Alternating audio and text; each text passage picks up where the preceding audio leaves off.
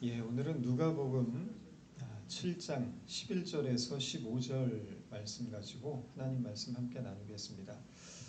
오늘 본문을 보니까 또 마침 전도사님하고 본문이 겹치는 본문이라 또 이제 영어로 또 설교를 하셨는데 아마 좀 본문을 이해하는데 더 도움이 많이 되셨을 것 같습니다. 우리가 어떤 그림을 보게 되면 아무리 정교하게 그려진 그림이라고 할지라도 현미경으로 들여다보게 되면 그 그림은 수많은 크고 작은 점들로 이루어져 있습니다. 작은 점들이 모여서 선이 되고 면이 되고 그림이 되는 것입니다. 그래서 멀리서 보면 멋진 그림으로 보이지만 가까이서 보면 조그만 점들의 조합인 것입니다. 인생이란 것은 무수하게 많은 점들이 모여 만들어지는 선과 같다는 말이 있습니다. 보이지는 않지만 아주 작은 점들이 촘촘하게 연결이 돼서 하나의 선을 이루듯이 우리 일상의 작은 하루하루가 모여서 인생이란 큰 그림을 만들게 된다는 것입니다. 우리가 살면서 겪게 되는 크고 작은 모든 일들, 기쁘고 슬픈 일들, 행복하고 불행한 모든 일들은 결국에 우리 인생이란 큰 그림을 이루는 작은 점들입니다. 그러므로 살아가면서 겪는 마치 작은 점들 같은 이 사건들 속에서 인생을 보는 것이 아니라 인생이란 큰 그림 속에서 작은 점들을 보는 것이 중요합니다. 인생이라는 큰 그림을 보지 못하고 작은 몇 개의 점을 보면서 내 인생은 왜 이렇게 초라할까라고 생각하는 것은 어리석은 일입니다.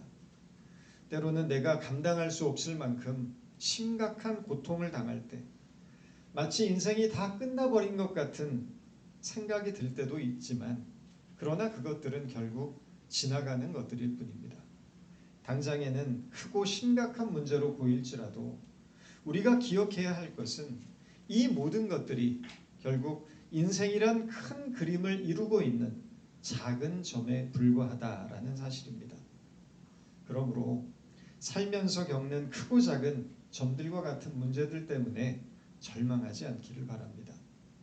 우리 인생은 큰 그림이지 작은 점이 아니기 때문입니다. 인생이란 큰 그림을 그리고 있는데 고작 그 점 때문에 그림을 망칠 수는 없는 것입니다. 하나님은 우리 인생의 그림을 아름답게 그려주시는 최고의 화가이십니다. 지금 우리가 겪는 문제들도 인생이라는 그림을 완성시켜 나가는 작은 점에 불과하다는 것을 늘 잊지 마시고 용기를 내시기 바랍니다. 오늘 우리가 읽은 본문은 한 과부의 아들이 죽어서 장례를 치르는 장면으로 시작이 됩니다. 그런데 이 사건이 일어나고 있는 나인성이라는 곳의 이름이 예사롭지 않습니다. 나인이라는 말은 히브리어로 즐거움 또는 아름다움이라는 뜻을 가지고 있습니다. 그런데 즐거움과 아름다워야 할 나인성에 죽음이라는 슬픔과 고통이 있습니다. 이것은 인간의 삶을 상징합니다. 생각해보면 우리가 사는 인생이란 것은 모순덩어리입니다. 즐거움이 있지만 동시에 고통이 공존합니다. 우리는 가장 행복을 느끼는 그 순간에도 슬픔을 완전히 떨치지는 못합니다. 슬픔 속에서도 기쁨이 있고 만족을 느끼지만 동시에 한계도 절감합니다. 엄청난 성공을 거둔 후에도 두려움은 사라지지 않습니다. 누군가를 꼭 끌어안고 있는 중에도 인간은 외로움을 느낍니다. 밝은 빛 속에 있으면서도 어두움을 인식하게 됩니다. 나인성이란 것은 이러한 모순을 안고 살아가는 인간 세상을 상징하는 것입니다. 그런 의미에서 우리는 모두가 즐거운 듯 살아가지만 동시에 슬픔과 상실을 경험할 수밖에 없는 나인성이라는 세상 속에 살아가는 모순된 존재라는 뜻입니다. 오늘 본문은 아들을 잃은 슬픔에 잠긴 사람은 과부였다고 말합니다. 당시 유대 사회에서 과부란 것은 가장 연약하고 가난한 사람의 상징이었습니다. 다른 사람의 도움이 없이는 살아가기 어려운 사회적 약자였다는 것입니다. 이것은 단순히 남편을 죽었다는 사실 하나 때문에 생기는 결과가 아닙니다. 과부가 그 사회에 가장 약자일 수밖에 없었던 이유는 예수님 당시 여성은 사회적 지위나 인권이 보장되지 않는 열등한 존재로 취급이 됐기 때문입니다. 유대 사회에서 여성이란 것은 독립된 인격체로 존중받지 못했습니다. 그저 남자의 소유물에 불과했습니다. 당시 기록을 보면 여성에게는 이혼할 권리가 없었습니다. 심지어 결혼한 여성이 길거리에서 외간 남자와 이야기하면 그 자체가 남편에게 버림받을 수 있는 충분한 사유가 됐습니다. 사람의 숫자를 셀 때도 여성은 빼고 셌습니다. 단지 여성이라는 이유만으로 그 사회에서 철저하게 소외되었다는 것입니다. 여성이 자신의 존재를 확인할 수 있는 유일한 근거가 있다면 그것은 남편뿐이었습니다. 남편이 있어야 그나마 사람 취급을 받았다는 것입니다. 그런데 그 남편이 죽고 과부가 됐다는 것은 참담한 일이 아닐 수가 없는 것입니다. 그런데 이렇게 불쌍한 그 과부의 외아들이 죽었다고 합니다. 아들이 둘이 있는 것도 아닙니다. 오직 하나밖에 없는 아들입니다.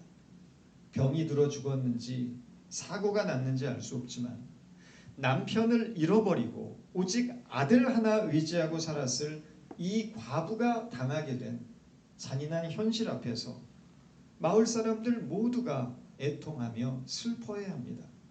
남편을 잃은 과부에게 하나뿐인 아들은 아마도 그 여자의 전부였을 것입니다. 그 아들은 이 어머니의 유일한 희망이었을 것입니다. 과부는 남편을 잃고 모진 고생을 하면서도 이 아들을 통해서 위로를 얻었고 아들의 존재는 여인에게 삶의 목적이 됐을 것입니다. 그런데 이 아들이 죽은 비통한 현실 앞에서 과부는 살 소망마저 아마도 끊어져 버렸을 것입니다.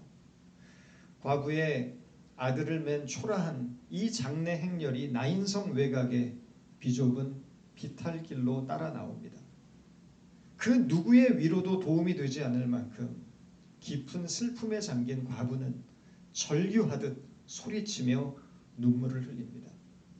자식을 잃고 오열하는 과부의 울음은 모든 사람들의 가슴을 파고들었습니다. 예수님도 이 소리를 들으셨습니다. 13절입니다. 주님께서 그 여자를 보시고 가엾게 여기셔서 말씀하셨다. 울지 말아라. 우리말 가엾게 여기셔서 라고 번역된 헬라어는 스프랑코 니조마이입니다. 이 표현을 직역하면 내장이 뒤틀리다 라는 뜻입니다. 헬라 사람들은 감정의 중심이 내장에 있다고 여겨서 신체의 장기들이 뒤틀릴 만큼 강력한 감정의 동요가 일어날 때 스프랑코 니조마이라는 표현을 썼다고 합니다. 그런데 이 표현은 단순한 연민이나 동정을 넘어서 마음 깊은 곳에서부터 상대방의 고통을 함께 느끼는 상태를 말합니다. 스프랑코 니조마이라는 표현은 복음서를 보면 곳곳에 나옵니다. 예수께서 무리를 보시고 불쌍히 여기시니, 예수께서 문둥병자를 보시고 불쌍히 여기사 손을 내밀어. 이때 사용된 표현이 바로 스프랑코 니조마이입니다. 예수님은 고통받는 사람들을 보시면 언제나 그들을 불쌍히 여기셨다는 것입니다. 다시 말해서 내장이 뒤틀릴 만큼 강력한 고통을 느끼면서 그들의 아픔을 함께 아파하셨다는 것입니다. 다른 사람들의 고통에 이보다 더 민감하게 반응할 수는 없습니다.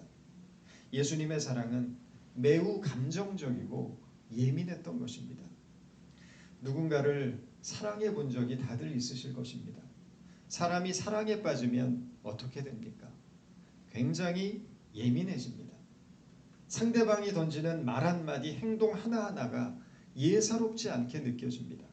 눈빛만 봐도, 목소리만 들어도, 얼굴 표정만 봐도, 말 한마디만 건네도 상대방이 무엇을 원하고 있는지 안다는 것입니다. 왜 그렇겠습니까? 사랑에 빠지면 내 입장에서 느끼는 것이 아니라 상대방의 입장에서 느끼게 되기 때문입니다. 나는 사라지고 상대방의 존재만이 의미를 갖게 되는 것입니다. 나는 힘들어도 상대방이 편하고 행복할 수 있다면 그것으로 만족합니다. 사랑하는 사람이 그 아픔이 내 아픔이 되고 그의 기쁨이 내 기쁨이 되는 것입니다. 상대방의 작은 감정의 변화도 극도로 예민하게 반응하는 상태가 되는 것입니다. 이것이 사랑의 민감성입니다. 그런데 사랑이 식으면 어떻게 됩니까? 무감각해집니다. 김창옥 교수의 강연을 듣다 보니까 사랑의 열정이 식으면 제일 먼저 달라지는 것이 언어 사용법이라고 말을 합니다. 사랑이 뜨거울 때는 상대방이 중심이 되는 언어를 쓰다가 사랑이 식으면 점점 자기중심적인 언어로 변한다는 것입니다. 사랑의 열정이 뜨거울 때는 자기야, 나 요즘 우리 사장 때문에 힘들어 죽겠어 라고 말하면 그 사랑하는 사람 편에 서서 열심히 사장 욕을 같이 해주다가 그 열정이 식으면 야, 그 사장도 너 때문에 힘들어 라고 말한다는 것입니다. 우리는 이것을 사랑이 식었다고 말합니다. 사랑이 식으니까 이해하는 마음, 배려하는 마음, 공감하는 마음이 사라져버리는 것입니다. 그런데 예수님께서는 변치 않는 사랑으로 우리를 불쌍히 여겨주십니다. 인간의 사랑은 시간이 지나면 무뎌지고 변질되어 버리지만 예수님은 변함없는 사랑의 민감성으로 우리를 불쌍히 여겨주신다는 사실 앞에서 우리는 무한한 위로를 느끼게 됩니다.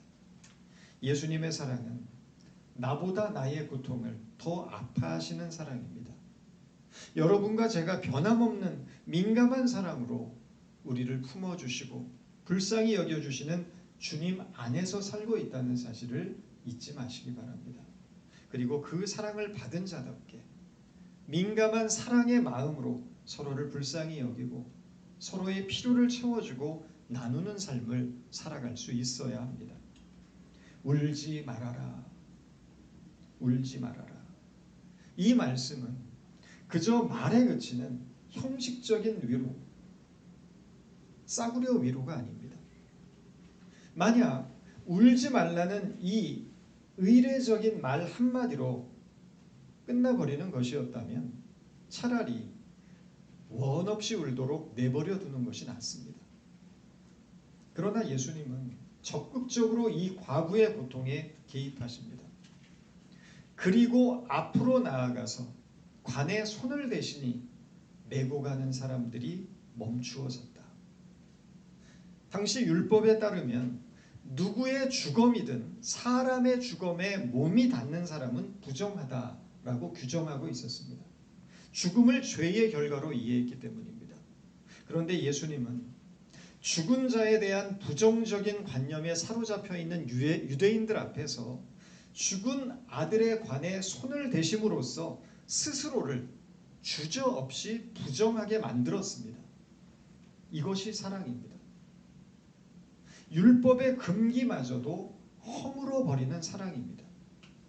복음서에 나타나고 있는 예수님의 사랑은 인간이 만들어 놓은 모든 고정관념과 상식의 틀을 깨는 것이었고 당시 유대인들의 삶과 의식을 지배하고 있던 율법의 경계를 허물어 버리는 것이었습니다. 예수님 당시에도 사랑은 존재했습니다. 그런데 그 사랑은 율법 안에서의 사랑이었습니다. 다시 말해서 율법이 정해놓은 정결한 대상에 대한 사랑이었다는 것입니다. 율법 밖에 있는 것들은 부정한 것으로 미워하고 정죄했습니다. 율법의 판단에 따라서 좋은 것은 사랑하고 나쁜 것은 미워하는 것이 당시 유대인들이 가졌던 사랑의 의미였습니다. 그런데 예수님은 그 율법이 쳐놓은 경계를 허물어 버리신 것입니다. 민족의 반역자였던 세리의 친구가 되어주시고 죄인 취급받던 창녀와도 함께 하셨고 부정한 자들로 규정이 되었던 문둥병자, 소경, 절름발이의 친구가 되어주셨습니다. 그들과 한 식탁에서 먹고 마시며 죄인들의 삶 속으로 깊이 들어가셨습니다. 그들은 율법에 의해서 버림받은 자였지만 예수님에게는 친구였고 사랑받는 자였습니다. 예수님의 사랑에는 경계가 없었습니다. 이것이 오늘 우리가 하는 사랑과 예수님의 사랑이 갖는 근본적인 차이입니다. 우리는 사랑할 수 있는 사람을 사랑하지만 예수님은 사랑할 수 없는 사람을 사랑해 주십니다. 우리의 사랑의 범위에는 한계가 있지만 예수님의 사랑의 범위에는 한계가 없었습니다.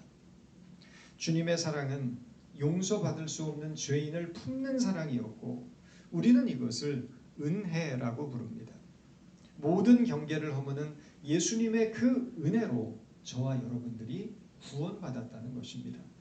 안타까운 것은 오늘날 교회에도 여러 가지 모양의 경계가 있다는 것을 보게 됩니다. 성격에 따라, 성향에 따라, 신앙의 색깔에 따라, 입장 차이에 따라, 사회적 배경과 신분에 따라서 서로를 경계하고 서로를 향한 울타리를 쳐놓는 모습들을 보게 됩니다. 이것은 하나 되게 하시는 성령을 근심케 하는 일이고 조건 없는 사랑으로 모든 장벽을 허물어 버리신 십자가의 의미를 무색해 하는 일입니다. 생각이 다르고 배경이 다르고 살아온 경험도 다르고 여러 가지 모두가 다 다를 수가 있지만 그러나 우리는 주님 안에서 한 가족임을 깨달아 모든 경계를 허무는 사랑으로 하나 되는 교회가 될 수 있기를 바랍니다. 장래 행렬을 멈추게 하신 예수님께서 말씀하십니다. 젊은이야, 내가 내게 말한다. 일어나라. 복음서에는 예수님께서 죽은 자를 살리시는 사건이 3번 나옵니다. 회당장 야이로의 아들을 살리셨고 죽은 나사로를 살리셨습니다. 그리고 3번째 기적이 오늘 본문에 나오는 나인성 과부의 아들을 살리신 일입니다. 그런데 오늘 본문의 이 기적은 다른 사건들과 다른 특징이 있습니다. 그것은 누구도 죽은 아들을 살려달라고 예수님께 간청한 일이 없다는 것입니다. 회당장 야이로는 아들의 죽음을 다시 살려달라고 절규하며 애원했었습니다. 죽은 나사로가 살아난 것도 마르다와 마리아의 간청이 있었기 때문입니다. 그런데 오늘 나인성 과부는 다릅니다. 과부는 예수님이 누구신지 알지도 못했고 본 일도 없었고 아들을 살려달라고 요청한 적도 없었습니다. 그런데 예수님은 과부의 아들에게 먼저 다가가셨고 일방적으로 그를 살려내고 계시다는 것입니다. 과부의 고통스러운 마음을 깊이 아파하셨던 예수님께서 과부의 간절한 소망과 필요가 무엇인지 아시고 과부가 요청하기 전에 먼저 그 아들을 살려주신 것입니다. 여기서 우리는 중요한 사실을 깨닫게 됩니다. 그것은 예수님은 우리의 요청에 의해 움직이고 행동하는 분이 아니라 오직 자신의 사랑의 동기로 먼저 반응하고 다가오는 분이라는 사실입니다. 우리가 요청하기도 전에 이미 주님께서는 움직이고 계신다는 것입니다. 우리가 요청하기 전에 주님은 이미 우리의 형편을 살피고 계시고 우리의 필요를 준비해 주시고 우리의 삶의 조건들을 조성해 주시는 분이라는 것입니다. 이것은 마치 부모가 자식의 필요를 예민하게 살피고 돌보는 일과 같습니다. 자식이 구하지 않아도 부모는 자식이 필요한 것을 준비하고 채워줍니다. 누구보다 자기 자식을 잘 알기에 필요에 따라 더하기도 하고 덜하기도 합니다. 매를 들기도 하고 위로하기도 합니다. 보상해 주기도 하고 격려합니다. 하나님을 우리의 요청에 의하여 움직일 수 있는 분으로 생각하는 것은 하나님의 무한하신 사랑과 능력을 제한하는 일이 될 수 있습니다. 하나님은 우리의 요청에 앞서서 일하시는 분이라는 사실을 깨닫기 바랍니다. 하나님은 우리의 요청에 앞서서 우리에게 무엇이 필요한지 이미 알고 계십니다. 그러나 많은 경우 우리가 실수하게 되는 것은 내가 원하는 것을 위해 하나님이 무엇인가를 준비해 달라고 요청하는 일에 너무도 열심을 내고 있다는 것입니다. 나를 위해 하나님의 뜻을 변경해 달라고 요구할 때도 참 많습니다. 하나님이 나를 위해 무엇을 준비해 주셨는지에 대한 관심보다 내 뜻과 내 욕심이 더 앞서는 것입니다. 내가 하나님의 뜻에 맞추어 가는 것이 아니라 하나님의 뜻을 나의 뜻에 맞추어 가려는 인간의 교만과 욕심입니다. 요청하기에 앞서 하나님께서 나를 위해 무엇을 준비해 주셨는지에 대해 관심을 가져야 합니다. 나보다 나를 더 잘 아시는 하나님께서 나를 위해 준비하신 것은 내가 나에게 꼭 필요하다고 믿는 그것보다 나에게 더 유익하고 귀하고 가치 있는 것임을 믿을 수 있기를 바랍니다. 하나님이 될 수 있는 것은 우리가 요청하지 않아도 우리의 필요를 아시고 채우시는 분이기 때문임을 깨닫는 은혜가 우리 모두에게 있기 원합니다. 여러분, 우리가 살아가는 이 삶이란 것은 행복이 있는 것 같지만 늘 고통과 상실과 아픔이 함께 할 수밖에 없는 모순된 나인성과 같은 곳입니다. 그 곳에서 모순된 존재로 살아가는 것이 인생입니다.